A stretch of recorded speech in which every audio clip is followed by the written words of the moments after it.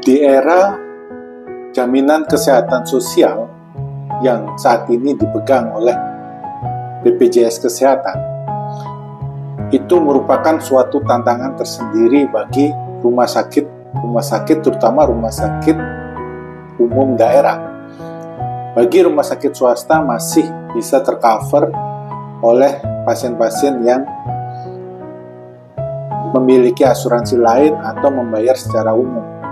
Nah, sedangkan untuk rumah sakit daerah yang 95% adalah pasien BPJS, maka rumah sakit daerah harus memiliki dua hal yang perencanaan yang baik, yaitu satu, peningkatan pendapatan rumah sakit, yang kedua, melakukan efisiensi pengeluaran rumah sakit. Sebelumnya saya sudah menjelaskan tentang bagaimana kita bisa melakukan penghematan untuk pengeluaran rumah sakit.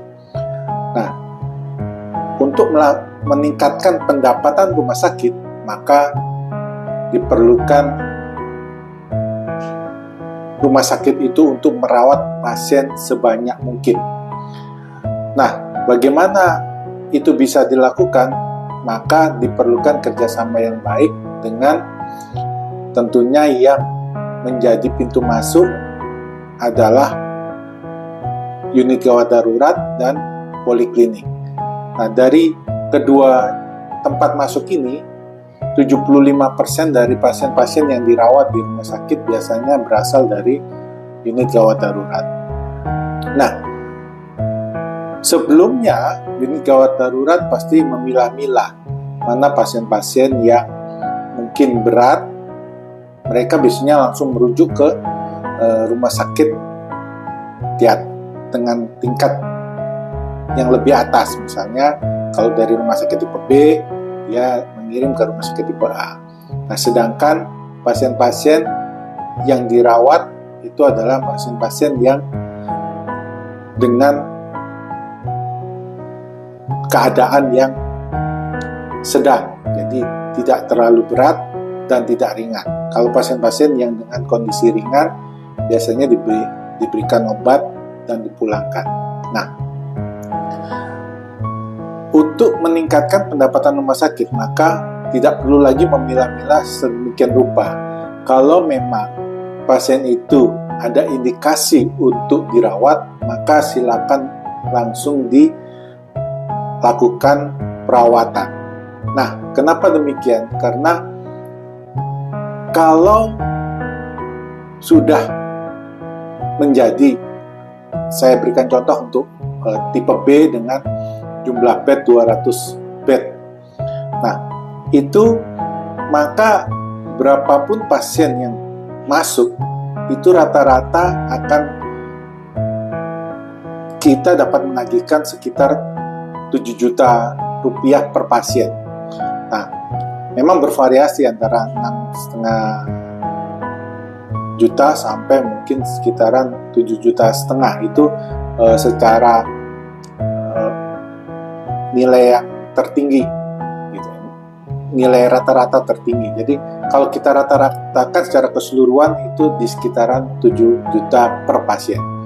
Nah, jika kita bisa meningkatkan jumlah pasien itu dengan bor mendekati 100, maka kira-kira rumah sakit akan mendapatkan